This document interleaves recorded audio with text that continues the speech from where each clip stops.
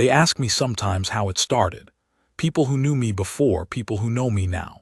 They ask it the way people ask questions they already think they know the answer to. They expect a clean story, a moment of decision, something they can point to and say, that's where it began. I tell them it didn't start anywhere in particular. I tell them I was doing my job. They don't believe me, and I understand why, but it's the truth. The Kesseldevar Spur 9 station had been decommissioned for 11 months. On the corridor charts it showed as a gray rectangle with a diagonal line through it, closed, non-operational, no services, no personnel. What it actually was, on the morning my team arrived, was a maze of collapsed freight bays and flickering emergency lighting and corridors that still smelled of the fuel the loading docks had processed for 30 years before the contract was terminated. The Velketh secondary faction had been using the station as a staging point for transit sweep operations for 3 weeks. Our job was to confirm that, document the sweep team's movement pattern, and get out before the main sweep arrived in force. There were 3 of us. Sevet, my comms specialist, 12 years in the Compact Extraction Corps, who wore her kit with the quiet competence of someone who has never had to think about how to wear kit. It was just part of her body in the way a tool becomes part of a craftsman's hand. She was the best in the division at finding the one frequency in a contested corridor that the opposing team wasn't monitoring, and she had a specific economy of motion that I had spent 11 years trying to develop, and that she had simply arrived at somewhere in her second year. Jorel, my second, 8 years in. He had a particular talent that I have not encountered in any other extraction officer, before or since. He could read a building from the outside. Not a formal assessment, not a schematic review, not the kind of analysis you document and file. He would look at a structure for about 30 seconds, the roofline, the ventilation placement, the way the loading dock windows sat relative to the main corridor access, and he would tell you which 3 corridors were going to be the problem. He was right often enough that I had stopped asking how he knew. And me, Davin Kale, 11 years in the Compact Extraction Corps, Captain, Search and Extraction Division, Corridor Authority. On paper, a moderately distinguished record, not brilliant, not cautionary, just the kind of steady accumulation that happens when a person finds the work they're suited to and does it without dramatics for long enough. In practice, a man who had learned that most of what the job required was the ability to look at a situation clearly and do the next correct thing, one thing at a time, without pausing between them to wonder whether it was the right thing. The wondering is useful before. During, it costs you time you may not have.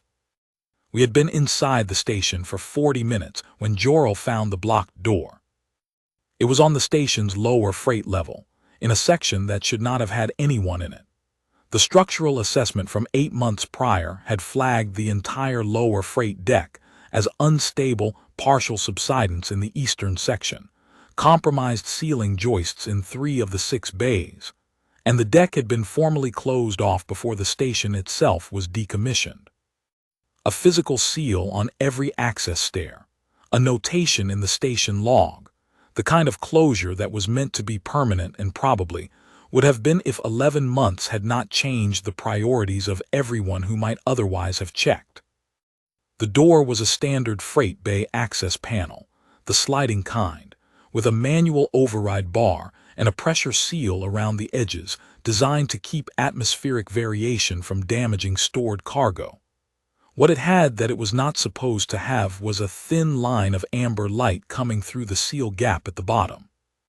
Jorel touched my arm twice, the signal for attention, hold position. I moved up beside him. He pointed at the light gap, then at his ear. I listened. Breathing. Slow and careful and controlled, with a specific quality of deliberateness that I recognized from extractions. The sound of someone who has been aware of external noise for a long time and has trained their own respiration down to the minimum. The breathing of someone who was very good at being quiet and had been doing it for long enough that it had become automatic. I looked at Jorel. He held up one finger, one person, probably. He made a motion with his cupped hands, a rocking motion, the kind you'd use to indicate something small and cradled. I stared at the gesture for a moment longer than I should have, and then I understood what he meant. I pulled the manual override, and the door slid. She was in the far corner of the bay, behind a collapsed shelving unit that she had clearly dragged into position herself at some point in the last several hours. The bay had its own emergency light strip, still functional, and in its pale amber glow I could see her clearly.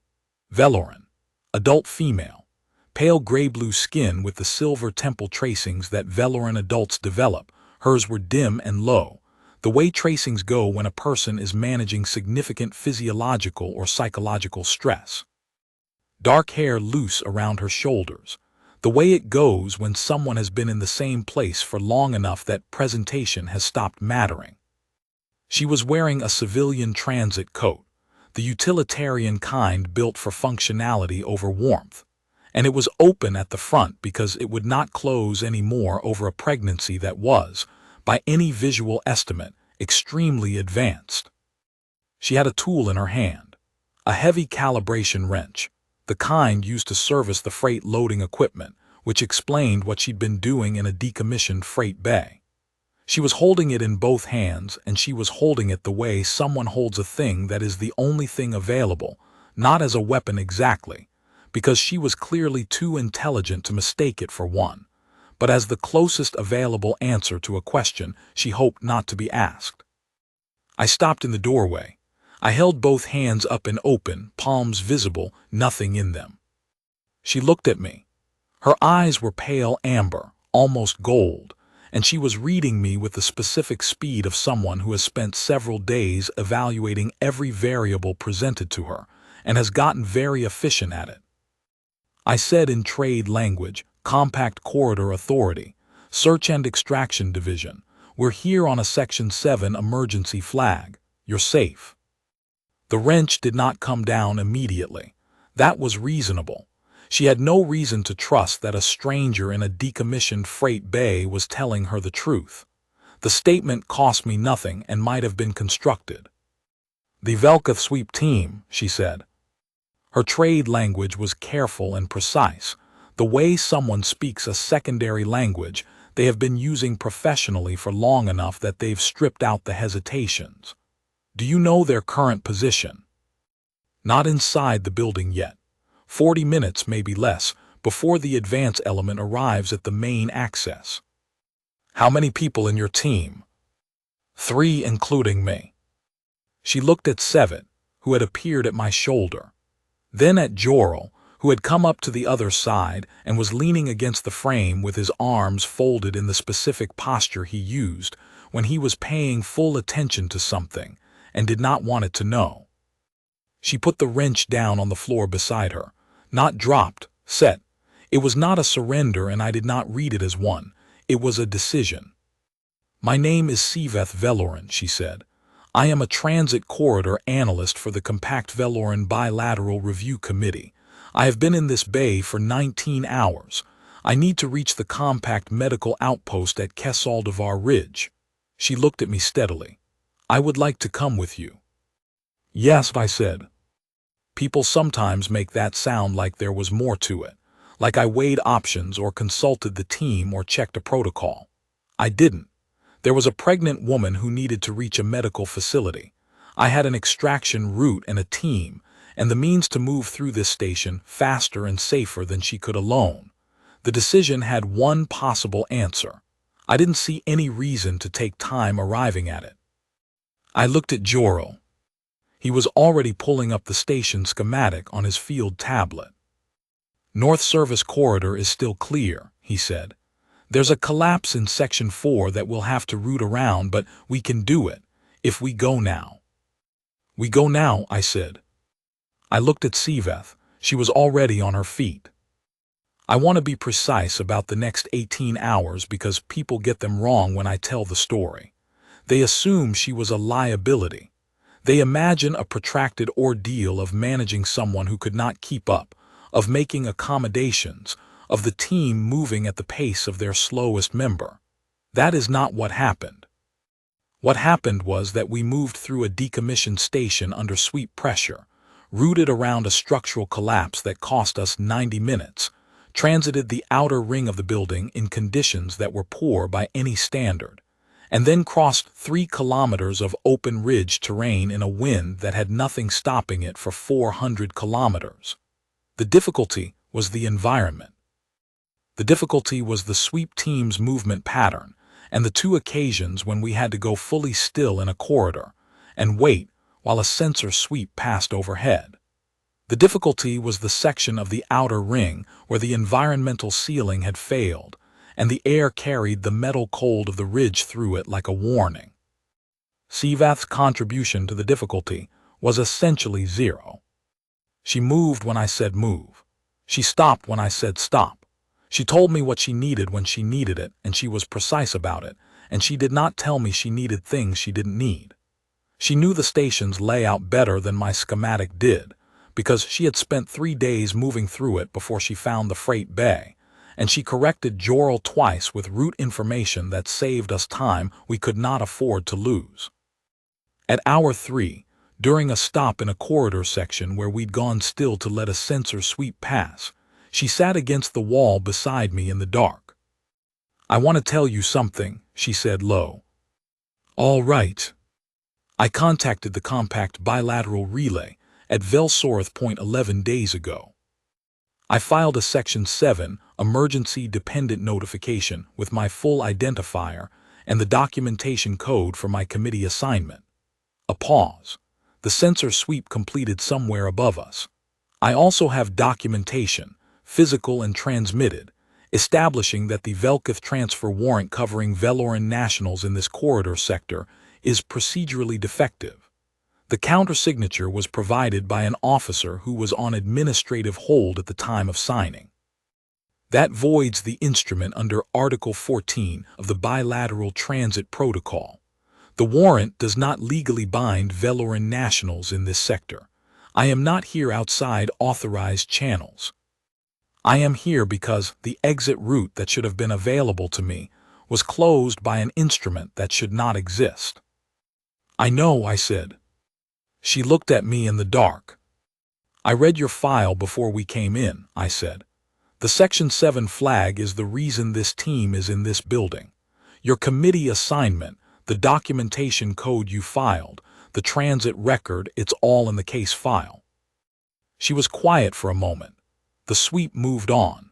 The corridor returned to the specific kind of silence that decommissioned buildings have, which is different from ordinary silence because it carries the memory of the noise that used to be there.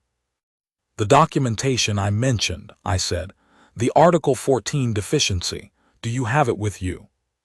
"Yes. Physical copies and an encrypted chip. When we get out, we file it through the Corridor Authority record immediately, before the Velkith team can submit a competing claim. Once it's in the record, the warrant suspension is procedurally mandatory. The adjudicator has no discretion." She looked at me for a moment with the amber eyes. "You've done this before," she said. "Corridor extraction, some." "No," she said. "The part after the filing, you're thinking about the record." I was.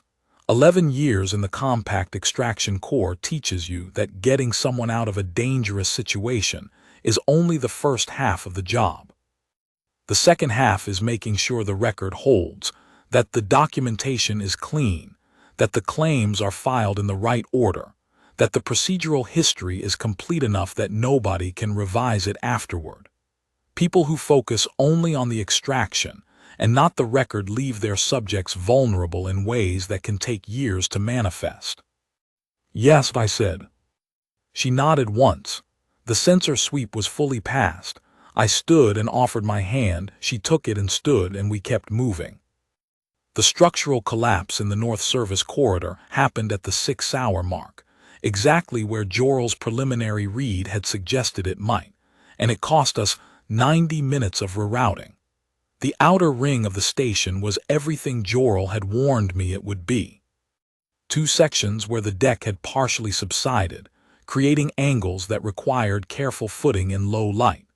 One section where the environmental ceiling had given out entirely, and the air was sharp with the cold of the ridge outside. A hatch midway through that had corroded shut and required 10 minutes of Sevit's attention and most of her toolkit before it would move. Through all of it, Siveth moved. She was carrying twins. I didn't know this yet. I only knew what I could observe, which was a very advanced pregnancy and a person managing it through extended physical effort with consistent competence.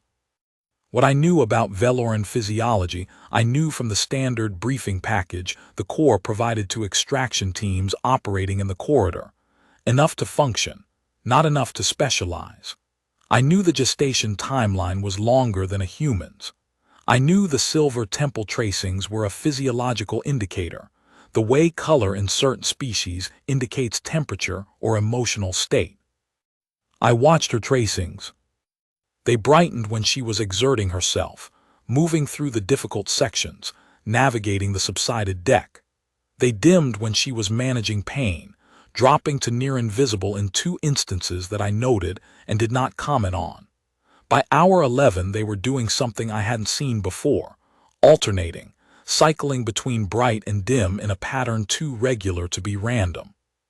At hour 12, during a rest stop in a section of the outer ring that Jorel had confirmed was outside the current sweep grid, she said, "Captain." "Kale," I said. She'd been calling me captain since hour 3. 11 years in the Corps and I'd never minded the title, but 11 hours in a building together changes the register of things. Just Kale. She very nearly smiled.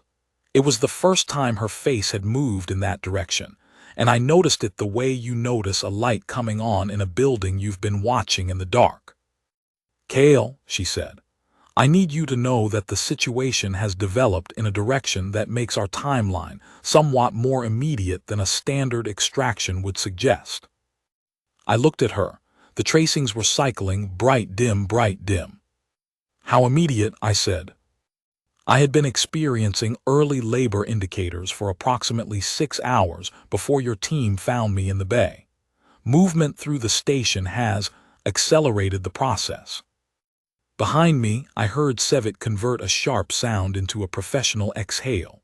Jorel did not make any sound at all, which with Jorel meant he was thinking hard and fast. "How much time do we have?" I asked. Direct question. She would give me a direct answer. She considered it with the same flat precision she'd applied to every question in the last 12 hours.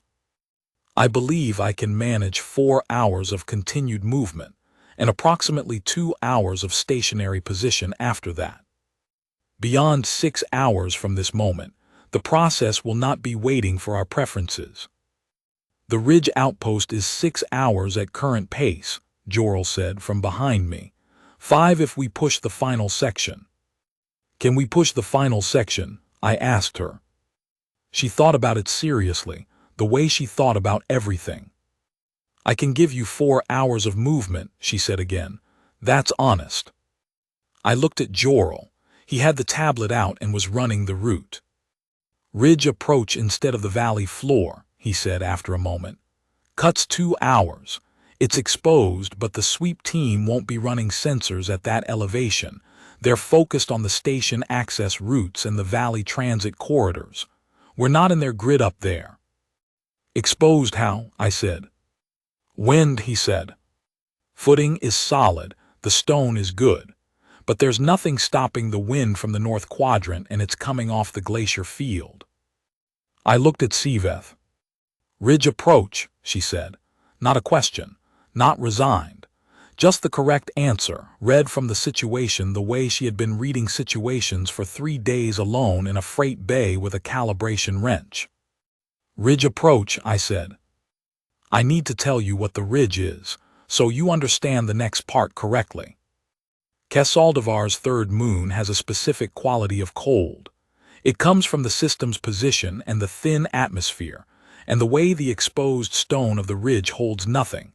Not warmth, not sound, not any of the small concessions that more hospitable terrain makes to the things trying to move through it. The rock is pale and dense and old. the kind of geological formation that was done changing a long time before anything lived on it. The wind comes from the north quadrant off the glacier field 200 kilometers out, and it arrives at the ridge having encountered nothing and slowed for nothing, and it does not slow for you either. The ridge approach to the Kessaldivar medical outpost is a 3-kilometer traverse across open stone at an elevation that puts you above the valley's wind shear and directly in the path of what comes off the glacier. In adequate conditions, with a rested and prepared team carrying standard cold weather gear, it takes about 90 minutes. We had inadequate conditions, a team that had been moving for 12 hours through a decommissioned building, standard corridor extraction kit that was designed for a different threat environment, and SciFi. We did the traverse in 2 hours and 40 minutes. I do not say that to diminish what it cost. 2 hours and 40 minutes of open ridge in that wind at that cold is a significant physical requirement. SciFi was between Jorel and me, one hand on each of our arms, not leaning on us, using us as the third point of a stable triangle, the way a navigator uses landmarks. She did not stumble. She did not slow below the pace she had said she could maintain. She told me at the 90-minute mark that she needed 2 minutes, and we gave her 2 minutes. She told me at the 2-hour mark, in a voice that was entirely level, that she estimated the decision horizon was approximately 30 minutes away, and she wanted me to have adequate notice to plan. I thought about what was available. We had the emergency thermal kit from Sevit's pack, a deployment package designed to create a sheltered, insulated space in field conditions, rated for 2 people or 1 person with equipment. We had a med kit with the standard extraction division contents, which were oriented toward trauma response and short-term stabilization, and were not, I was aware, designed for this specific situation. We had Sevit, who had field medicine certification at the intermediate level, which covered the relevant category in theory if not in practice. And we had the outpost, visible from where we were on the ridge, lights at 3 kilometers, a warm rectangle of operational facility against the dark stone. 3 kilometers is a long way when everything is against you. 3 kilometers is also not very far at all. At the 2-hour, 20-minute mark, Jorel identified a shallow depression in the ridge stone, a natural concavity about 3 meters across and half a meter below the surrounding surface, not deep enough to call shelter, but enough to break the direct force of the wind by a meaningful fraction. He pointed it out without saying anything. I steered us toward it. At 2 hours and 22 minutes, SciFi stopped. "Here," she said, "the tracings were cycling fast. I'm sorry, here." "Don't apologize," I said. I don't know why that was the thing I said. I've thought about it since, and I think it was because apologizing for something that was not her failing seemed like an incorrect response to the situation, and I didn't want her processing the question of whether she had anything to apologize for while she had considerably more important things to be doing. It seemed like the right thing to clear from the air. Sevit had the thermal kit deployed before I finished the sentence. Jorel was on the comm to the outpost, pushing through the wind interference on the frequency Sevit had cleared in the station, calling ahead with our position, and the timeline and the specific information the medical staff would need to prepare. I got down beside SciFi. She looked at me. The silver tracings at her temples were very bright, cycling fast enough now that they were nearly continuous light. Her face was the thing I want to describe correctly and cannot entirely. Not frightened, not beyond herself. Present, completely and entirely present in what was happening and what it required of her, with a quality of focused attention that was not performance. She was not being brave for anyone watching. She simply was what she was, in the situation as it was, attending to it with every capacity she had. "Tell me what you need," I said. "Stay," she said. "Don't go anywhere." "I'm not going anywhere," I said. And I stayed. There are things I remember with absolute precision and things I remember the way you remember being in a state rather than a sequence of events. The wind, The cold of the stone under my knees, the quality of the outpost medical voice coming through the earpiece, calm and specific and giving me information I converted into actions as quickly as I could process them. Sevet beside me, doing what needed doing with the field kit, efficient and quiet. Jorel maintaining the calm line with one hand, and using the other to extend the thermal kit's edge against the wind. I remember the moment the first one arrived. The light was wrong for this. The ridge's ambient light at that hour was pale and flat and did not illuminate the way you would want it to, and the cold was indifferent and the wind was still there. My core-issue jacket, which I had pulled off at the medical voice's instruction, was the first surface either of them touched when they came into the world. Not by design, not by any preparation. It was simply what was available, the softest, warmest thing present on a ridge of bare stone in the dark, and the situation required something and I had it. The first of them arrived. Small. Veloran infants are smaller than human infants, and they carry the silver tracings from birth, very faint, like something that has not yet decided how bright it's going to become. Pale gold eyes that opened and found the light and the cold all at once. Alive, completely, entirely alive. The second arrived 11 minutes later in the same cold, the same wind, the same inadequate light. Also small, also with the faint tracings, also irreducibly alive. Siveth held them both. I sat back on my heels and watched her hold them, and the tracings at her temples went steady, not cycling, not managing, but steady and bright and continuous in a way I hadn't seen them do in 18 hours of watching. She looked at them with the full attention she'd been giving everything for the last 18 hours, except different.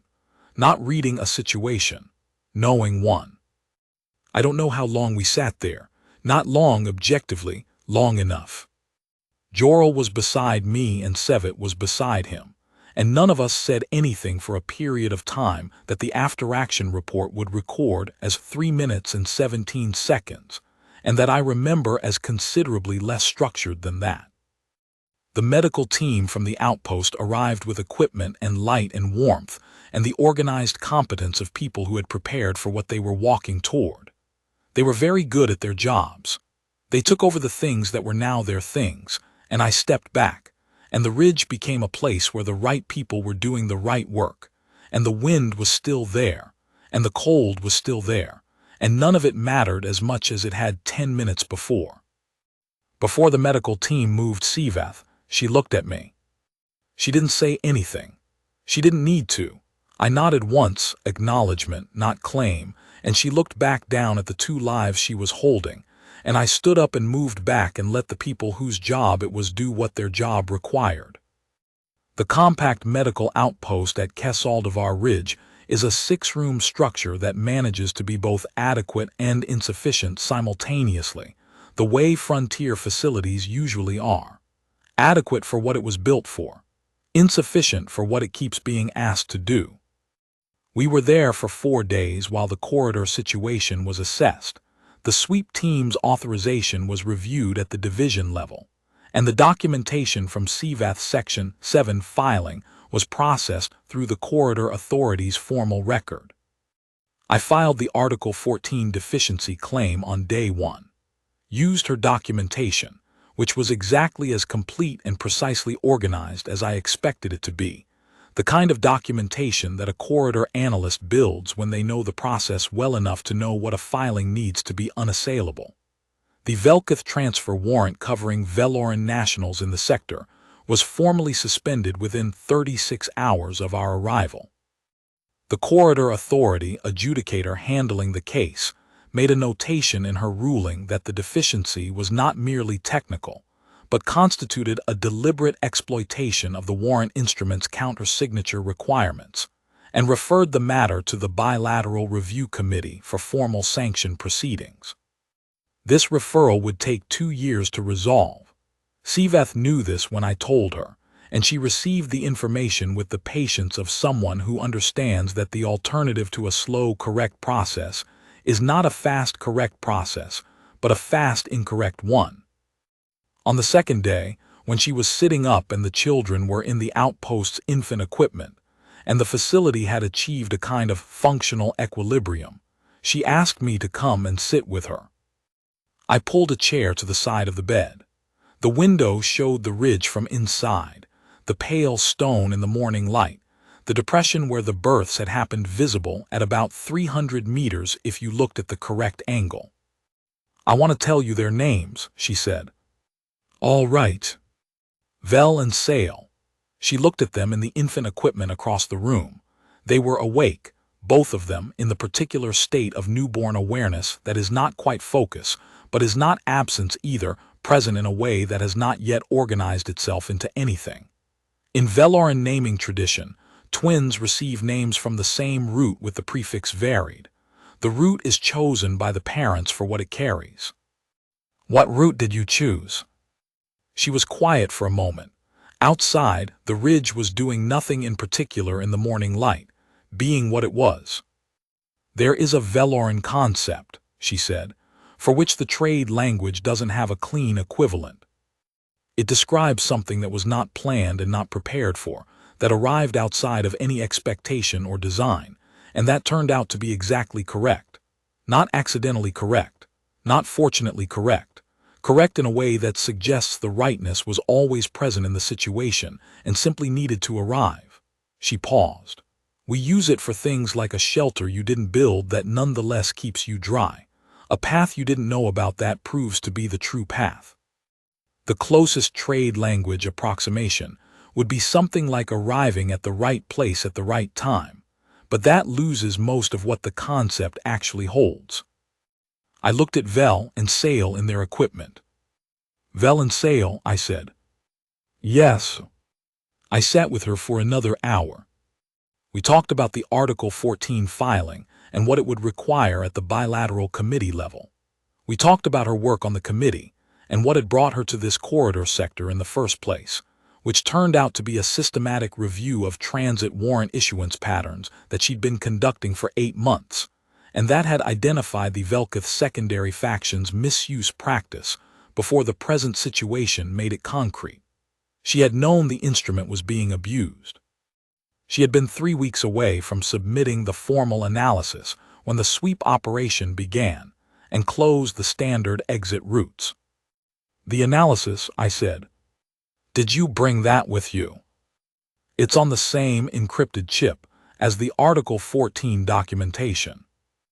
"Submit it with the deficiency claim," I said, "not as supporting material as the primary filing. The deficiency claim names the specific instrument. The analysis names the pattern. Together they build a record the committee can act on rather than just note."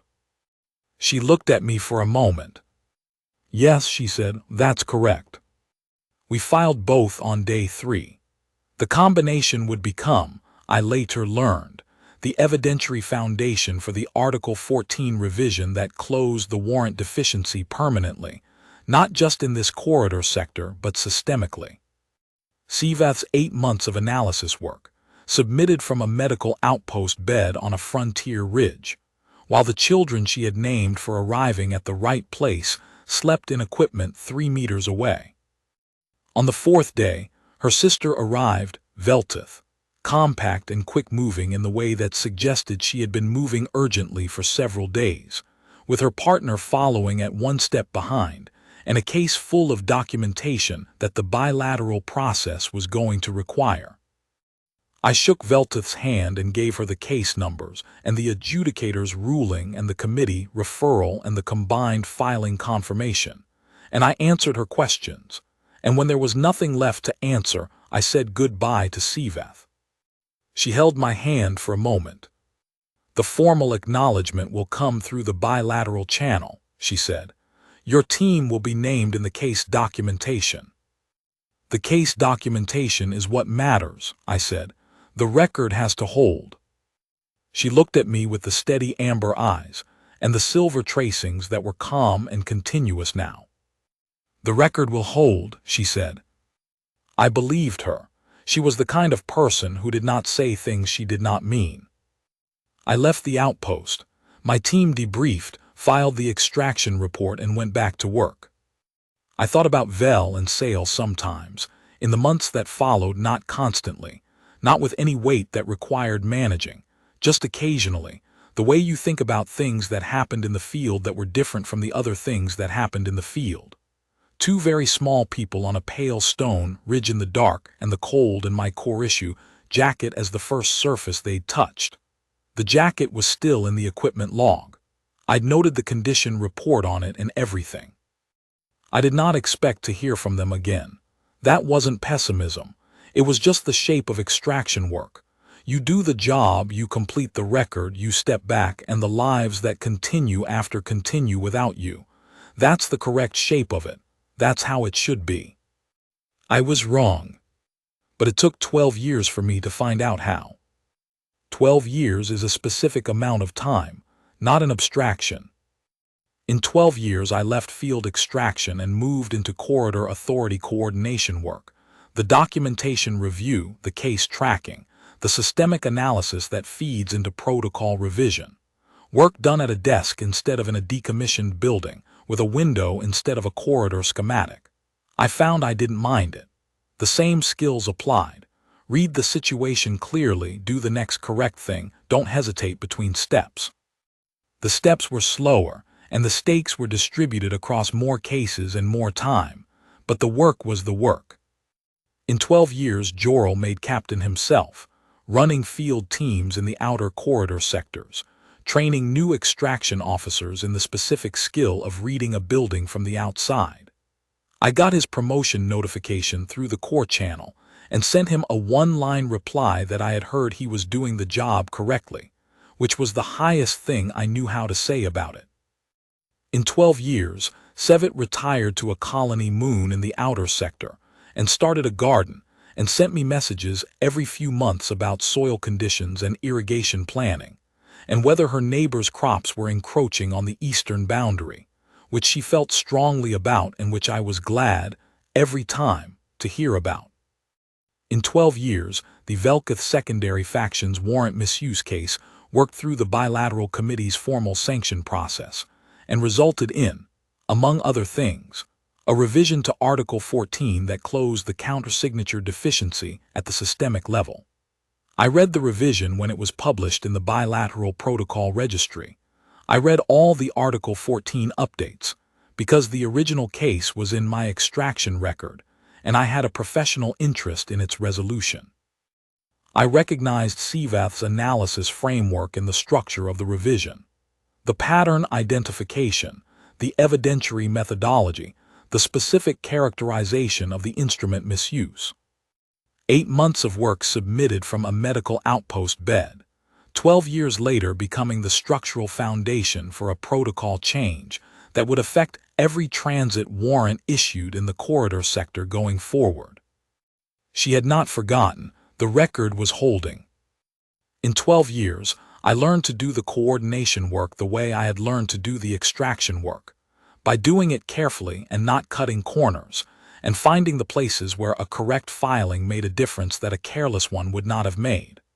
I lived in a single-room flat near the main station, knew the corridor schedule, knew where the tea was good, knew that the east window gave useful light in the morning if you angled the chair correctly. The message from Siveth came 14 months before I am writing this, through the formal compact Veloran bilateral channel, flagged with her committee identifier. It was brief. She said the children were well. She said the Article 14 revision had been implemented in the corridor sectors she monitored, and that the practice it had been designed to prevent had not reoccurred in the 2 years since implementation. She said that Vel and Sale had a question they wished to put to me, and that she was transmitting the message at their specific request, and that if I was not willing to receive them that was entirely acceptable, and she wanted me to know this before I replied. I replied that I was willing. They arrived on a Tuesday morning, Siveth and 2 12-year-old Veloran children who were identical in the ways I could read and different in the ways I was beginning, in the first minutes, to be able to identify. Vel was slightly taller. He carried himself with a careful straightness, the kind of posture that comes from deciding early on how much space you intend to occupy, and then occupying exactly that amount consistently. His temple tracings were slightly brighter than his sister's, not dramatically, just enough that if you were paying attention, you'd notice the difference. He wore dark colors, and he had his mother's way of surveying a situation before committing to an assessment of it. When he walked into the conference room, he looked at the table, the chairs, the window, the door, and then at me in that order, which told me something about how he processed new environments. Sale was not shorter so much as she was denser, the impression of someone who had arranged herself for efficiency, everything compact and purposeful. She had a small notebook in the outer pocket of her transit coat, within easy reach, and she took it out and set it on the table in front of her as soon as she sat down, which I would learn was not a habit of recording but a habit of thinking she processed by externalizing, by writing the thing down so she could see it from outside. Her eyes were slightly darker than Vel's, amber tending toward bronze in certain lights. She had her mother's habit of tilting her head slightly when she was listening hard. Siveth sat to one side of the table, slightly back, not outside the conversation but not in it unless she was addressed. Watching. The tracings at her temples were steady and calm. The conference room was the kind of room designed for document exchange. A long table, chairs built for sitting in briefly, a window that looked at another section of the station rather than at anything informative. I had arrived early and put the tea on and confirmed the chair count. That was the preparation available to me, and I had done it. Vel and Sale sat together across from me. Not a closing of ranks, not the nervous proximity of people who need reinforcement. The comfortable adjacency of two people who are simply used to being in each other's space and have no need to think about it. They were not nervous. That was the first thing I noticed. They had come a considerable distance to speak to a person they had never consciously known, and they were not anxious about it. They had decided to come, and they had come, and now they were here, and the conversation would proceed. That directness was their mother's. Vel looked at me, then at Sale. She gave a small nod, the kind that means your turn, go ahead, and he looked back at me. "We want to explain something to you," he said. "About our names, not the root. Our mother told us you know the root. About what the root means to us specifically." "I'd like to hear it," I said. He looked at his sister again. She had the notebook under her palm, not open, not being written in, just present. "When our mother told us where we were born," Sale said, "she also told us how. Everything that had happened before we were there and how we got to be on that ridge. She told us about the station and the freight bay and the sweep team and your team. She told us about the traverse and the conditions and what the ridge was like." She paused. "She told us everything accurately. We understand she would have." "She would," I said. "We've been thinking about this for several years," Vel said. "Not continuously, but it keeps coming back to us because it connects to something in Veloran tradition that we were taught and that we find meaningful. In a specific way." "Tell me about the tradition," I said. Sale looked at the notebook but didn't open it. "An anchor.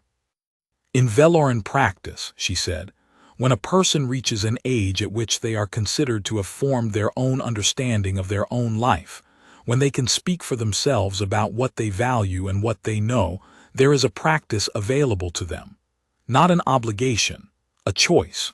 It's called Velthori. It doesn't translate with full precision," Vel said. "The components of the word, if you parse them literally, give you something like the naming of the necessary beginning, or the acknowledgement of the one who made the story possible to tell." "It's different from a birth parent," Sale said. "It's different from a guardian or an adoptive relationship. It's a specific recognition, for the person who was present at the most necessary moment, the moment without which the rest of the story would not have been possible at all. Not because they were planned to be there, because they were there." She looked at me. "We've thought carefully about the distinction. We know you are not our father in the ordinary meaning. We're not asking you to be something you aren't. We're asking to name what you are." "Which is different." The room was quiet. I looked at them. Vel with his careful posture and his mother's way of waiting for information to settle before responding. Sale with the notebook under her palm and the head tilted very slightly, and the amber eyes that were darker than her brother's and also reading me, reading the situation, being fast and accurate about it. "We would like to name you Velthori," Vel said. "In the Veloran bilateral registry it would appear alongside our names as a notation, the identifier for the one who made the beginning possible. It's not a legal relationship. It doesn't create obligations in either direction. It's a record." He paused. "We know you work with records." I looked at Siveth. She was looking at the table, not absent, allowing this to be its own thing, not hers to manage. "The record will hold," I said. She had said it to me once. I had believed her then, and the belief had been warranted. She looked up. Her eyes met mine. She nodded once slightly, the tracing steady. I looked back at the children. They were 12 years old. They had traveled a significant distance to ask me a specific question that they had been thinking about for several years, and they had prepared to ask it with great care, and they had asked it correctly. They had not named me something I wasn't. They had named the thing that already existed, in the extraction record, in the Article 14 filing, in the case documentation, in a notation in an equipment log about a core issue jacket used as an initial thermal surface, condition, acceptable, return to service. "Yes," I said. Vel's temple tracings brightened, not dramatically, just enough that if you were paying attention you'd notice. Sale opened the notebook. She wrote something, one short line, and closed it and returned it to her pocket. Siveth made a small sound that was not quite a breath and not quite anything else. Not distress, something else. I don't have the right word. I poured more tea, because the cups were low and it was the correct thing available to do. We sat together for another 2 hours, the 4 of us, in the document exchange room with its flat station light and its insufficient chairs. We talked about the Article 14 revision and Siveth's analysis methodology. We talked about Sale's notebooks, 17 of them, going back to when she was 4, organized not as a diary, but as a running working log of things she was trying to understand. She said she wrote a thing down not to remember it, but to get it outside of herself so she could see it from the correct angle. We talked about Vel's work in the station's cartographic division, which he had begun at 11, and which he said was, he thought, related to wanting to know the layout of places before he had to move through them. "My second on the extraction," I said. "Jorel, that was his skill.